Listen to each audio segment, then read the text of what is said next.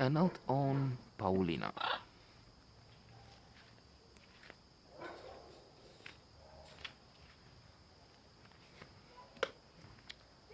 Or in the original, an Argentinian film, in fact, called La Patota.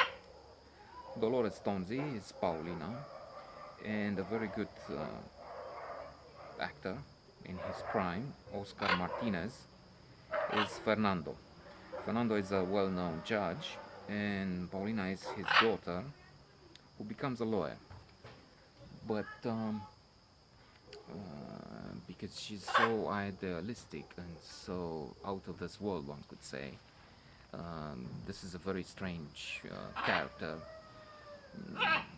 angelic or demonic in some of her actions. So instead of choosing the path to riches, lawyer, which by the way is in America the most depressing uh, job with the highest divorce rates and suicide rates. So, in other words, being a lawyer on some latitudes, longitudes, is not the best thing you can do in terms of happiness. Money, yes, but money does not equal happiness, and this is a case in point.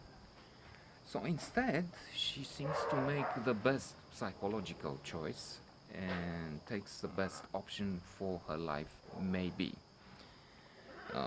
Events sometimes do not help, even if the best choice is made, and that is choosing a calling. Studies have shown that in almost any job there will be three groups, as far as I know, not equally divided, but in a good proportion. One third, nearly one third one. There'll be those who go to a job and want to finish at 5 and forget about it. They don't care about it. It's just a paycheck. Some who want to promote, want a career, want some things from it. But the best thing would be, without going into details, the best category are those who choose it as a calling. Um, and these are the people who go to work and do what they love, and they get paid for what they would do even if they wouldn't be paid, basically. So Paulina decides to go to teach high school, and indeed she teaches children about human rights, uh, values, and that sounds and could be wonderful. Only, I'm sorry,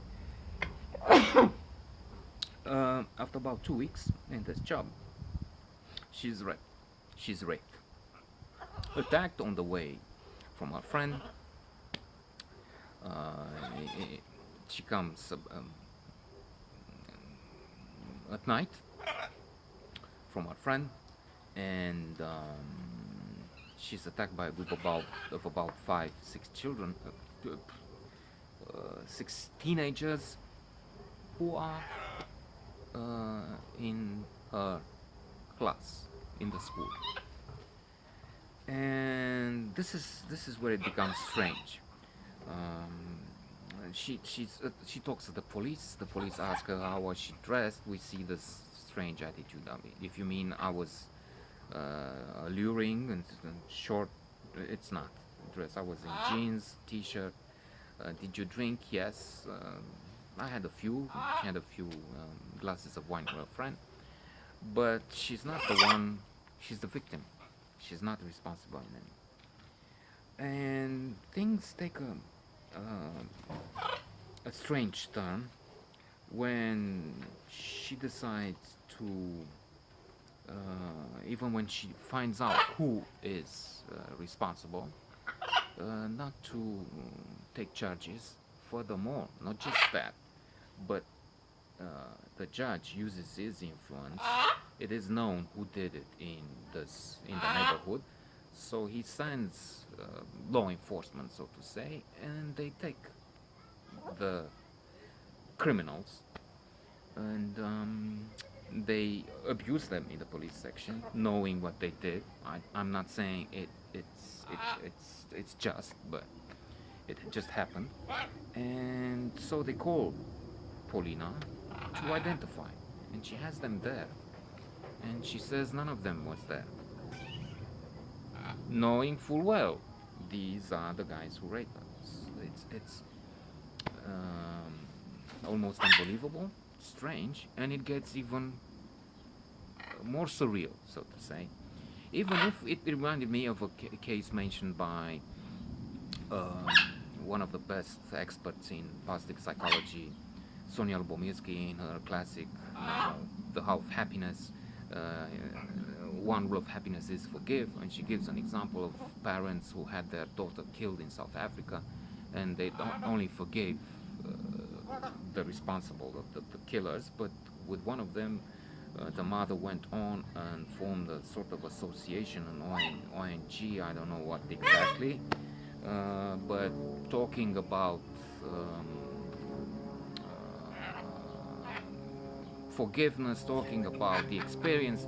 Anyway, this is forgiveness at one extreme, and we have this Paulina, who's pregnant, and she wants to keep the baby. And her father is flabbergasted and very, very upset.